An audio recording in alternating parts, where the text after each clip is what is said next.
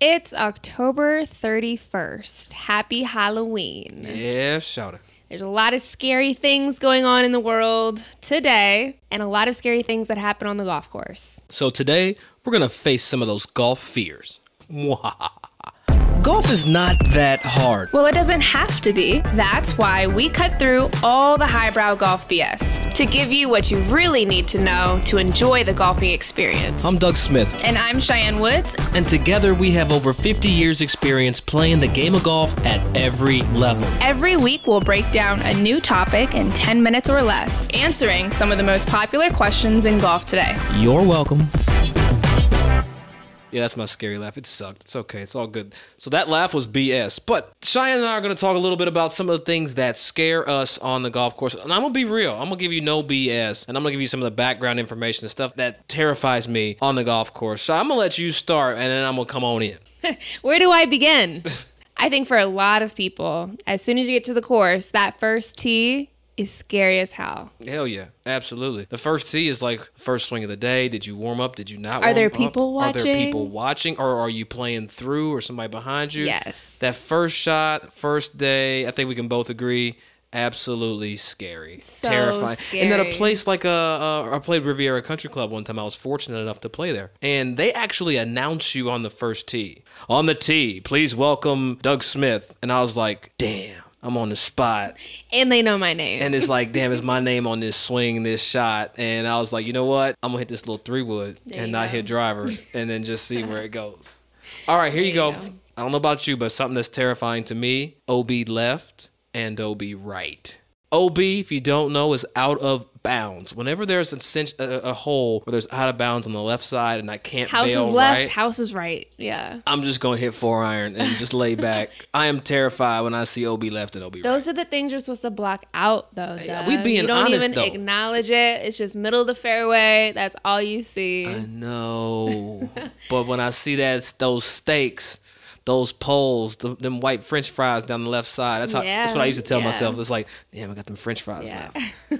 I don't know. Just when I can't miss either way, terrifies me. Just hit it straight. I think another really scary thing that I've come across are island greens. Par 3s, island green, or I guess it could be a par 4 as well. But that island green, there's nowhere to miss it. You're short, you're in the water. You're long, you're in the water. Right, left, water. We see the guys at TPC Sawgrass consistently just get beat up all the time on that and it's hole. Not even and they're hitting a wedge. Not even a 130-yard shot. I mean, I know your heart's pumping over that. Have you seen the one at Eastlake? They switched to 9, so it was number like 6. I think it's like 15 now. However the math works out, excuse me. It's like a 6-iron. It's like 200-yard island green shot. That's brutal. Terrifying. That's brutal. Just sitting out there chilling. It's one thing to have a wedge into an island green. It's another thing to hit a 5-iron. I agree. Yeah, it's a whole different mindset, whole different shot. One thing that haunts me, because I'm a very forgetful person, and I've done this one too many times, is when I lose my rangefinder. And I realize I have to buy another one. And I go online and I see that these things are like $300. Yeah, they're not cheap. That is scary. And I try to just black out and just click the button and forget about it because I hate that. I'm so bad with that. You know, another scary thing, and I'm going to switch it to tournament golf, is when you've decided to hit a couple shots, out of bounds or in the water, and you get down to the last ball in the bag. One ball. That's why you got to take a bunch with you. I'm saying, but how many balls did you lose? We're not worried about that or talking about that in this moment. But if you've ever been there, it's a very terrifying place to be when you only got one ball left in the bag and you got 17 holes left. Yeah. So I was listening to an interview recently where I forgot which caddy it was. It must have been Steve was caddying for Tiger. And they were at some major tournament and Tiger had been switching his ball out because they kept getting cut or he lost them. And they had like 3 holes left. They had 1 ball. And so he kept playing Tiger conservatively and safely so that they wouldn't lose the 1 ball. And Tiger had no idea, but the caddy was like, I think he was freaking Good job, out. Joey. Yeah. Shout out to Joey. No, it was Steve. I think it was Steve. Well, shout out to Joey Cobb. I'm not shouting out Steve. Sorry, Steve. And this is a true story, and my college teammate James will vouch for it. One day we did like this tricep blowout, and I just couldn't move my arms one day. And we got to the first tee at Capital City Country Club, Tallahassee. I whiffed the ball as a college golfer. Yikes. Like, it's a true story. I like took a swing, completely missed the ball. I just couldn't feel my arms. But ever since then, at that course, on that first hole, for some reason, I always remember that I whiffed, and I'm terrified to whiff. Geez. True story. I know. You're traumatized. It's like sometimes when you have that one hole at your course and you always hit it out of bounds, or you always hit it in the bunker, or you always do something that's negative always. And that's what that first shot at Capital City Country Club does for me. You gotta visualize and work through that. That's true. So whether you're practicing or on the golf course, personally, one of the scariest shots for me is in the bunker with the parking lot behind you, behind the green. Because I don't know about you, but I've definitely scolded and almost hit a car. And that honestly is the scariest shot because that's all you can think about. Yeah, or water long. Either. Or water. Yeah, I always feel like in that bunker, there's the least amount of sand ever. It's like you can't give it that nice little thump. You gotta get it. It's like, is there just enough sand? Just put it out. Just play it safe. Done it before, actually. I have putted. If there's a low lip, do not be afraid to putt the ball from the bunker. You can do it. It's possible. You got to give it some speed, but it's okay.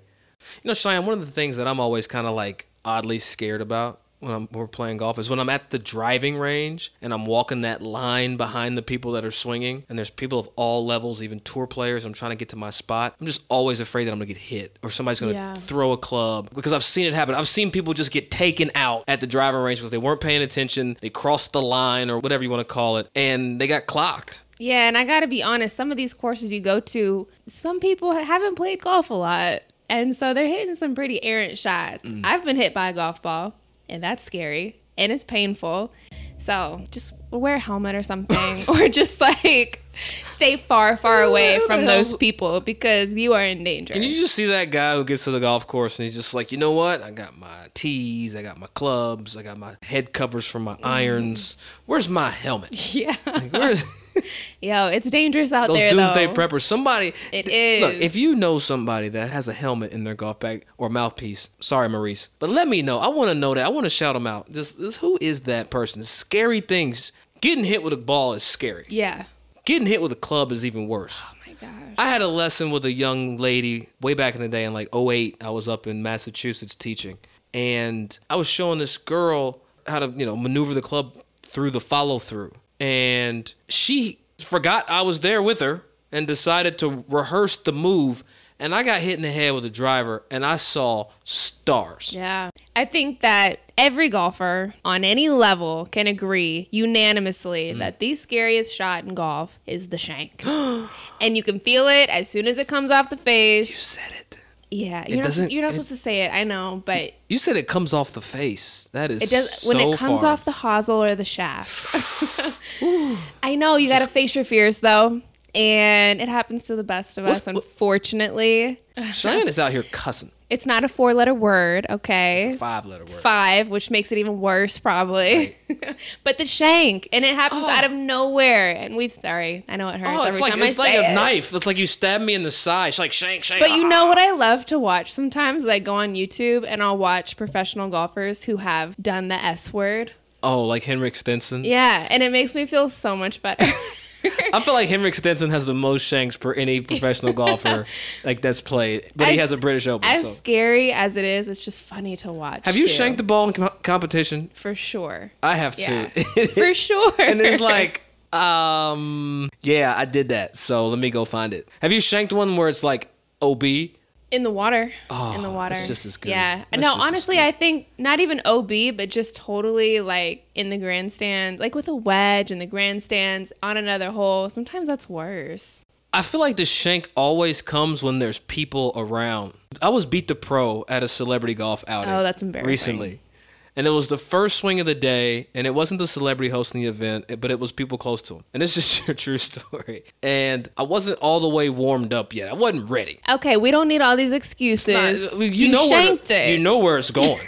You know where it's going. I hit the prettiest shank I think I've ever hit. It was like this butter fade that got about halfway in the air and then took a 90-degree turn. Just like, oh, no, this was shank. And all the people looked at me like, this guy's the pro? Is this?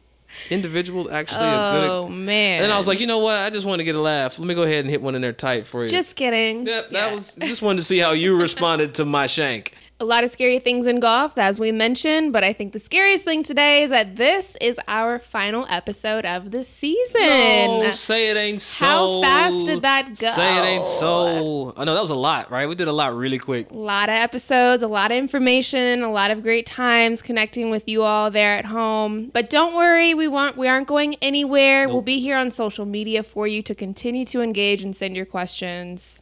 And before season 2 comes out, Cheyenne, there's going to be some bonus material that you're going to be able to log into and see and be a part of. So stay tuned for announcements on all the bonus material on our website and through our social media channels, birdiesnotbs.com, at birdiesnotbs on Instagram and Twitter, and Facebook for those that still use Facebook. Not sure if it's dying or not, but hey, no, we still use it. Hey, MySpace? Black Planet. Black Planet? I had a Black Planet page. Don't judge me. Still. I feel like Black Married Planet. man. I feel like those sites could have worked. Isn't it a dating site? Black Planet? No, it wasn't. It was like MySpace for black people. I never got on. Okay, I guess I wasn't black enough. No, you might not. You had to be like whole black. They have a brown planet? They had like this little Latino planet. I don't know. Maybe not. A beige. You qualify for that. Yeah, a big beige planet. Cheyenne, you've What's had up? to put up with me for how many episodes? I lost count. I know. I hope you enjoyed this time because it was special. It was very special. I don't know how many episodes we did, but it was special. It's a great word. 32 episodes. 32 episodes. We did 32 episodes? And imagine how many hours would you say that is? It's less than you think. It just feels like a lot. In 32 episodes, we've created 1 hour of content. So 53 minutes of content. That's not right. I think it's 53 hours. yeah, 53 hours. Our math is questionable, but we do know golf That's really it. well. Golf so is our thing, keep not tuning in. mathematicians. I am not a scholar. I used to be a scholar. We only add up to 5. Only. And then sometimes subtract yardages. But. So, Shy, what is your biggest takeaway now that you're a podcaster, professional golfer? The biggest takeaway of the year, definitely just enjoying hearing from the fans, hearing from those of you who are listening, your questions, your comments, getting your opinions on all of our topics this season. I think it's been awesome just to see our community build and be able to directly connect with you guys. I think is really special. Yeah, it's been interesting just to see the nothing that we started with and then the people that have kind of gravitated toward what we're trying to accomplish. I mean, for me and Cheyenne both, I mean, our goal really is to grow this game that we love and really promote the game amongst diverse communities. And it's been really cool to see not just the black and brown community, but all communities kind of embracing the content. Even people yelling out, "Birdies Not BS" when Cheyenne's hitting balls in tournaments. I mean, that's pretty cool to take an idea and make it actually tangible. So thank you so much to those that tune in consistently. Thank you so much to those that just started listening. There's plenty of episodes for you to go back and check out. But it's been fun, and I can't wait for what we come up with next. It's going to be fun. I mean, we don't know yet, but it's going to be something. Well, we got some ideas. It's going to be something. You know, I mean, I'm trying to see if Drake will stop through next time, but you got to hit up Aubrey, see what he's up to. You know what? Why get Jimmy in here with his wheelchair? You ever see Drake when he was wheelchair Jimmy? Yeah. Cheyenne, if you had a list of everybody, like in anybody, if we start doing interviews, who would you want to interview? Who would you want on the show? I would love to interview President Obama. B-Rock, drama. He plays golf. You know, he's into the pop culture type of stuff. He's an interesting guy. I think he'd be really, really intriguing to hear. You know who I want to talk to? And this might be a stretch. I don't know if it could happen.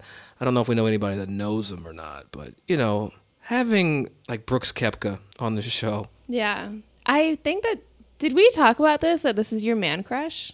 My man crush? You've brought him up a lot. Whoa. I'm pretty sure you're the one who brought up the body issue. How did you just put that on me? No, that wasn't me that brought you. Hold on, stop. Whoa. Let's clear the air here. Cheyenne, you sent me and Maribel both butt cheek pictures of Brooks Koepka and the body issue. And it's my man crush. Dun dun. It was a topic for the episode, and I was doing pre-show research. Yes, that's fine. Brooks, I have a man crush on you. Just gonna let it out. I've known you for some years now. But hey, Tiger, if you want to stop by, I don't know. I've got your niece hostage here, so if you want her back. That was actually an episode we just recorded. Thank you guys again for all your support, all of your tuning in and downloading of the episodes. We truly, truly appreciate it. Absolutely. Don't forget, stay tuned on social media and our website for all of our off-season and winter content. And stay tuned for all information coming up for our season 2. Should be fun, Shy. Let's shock the world.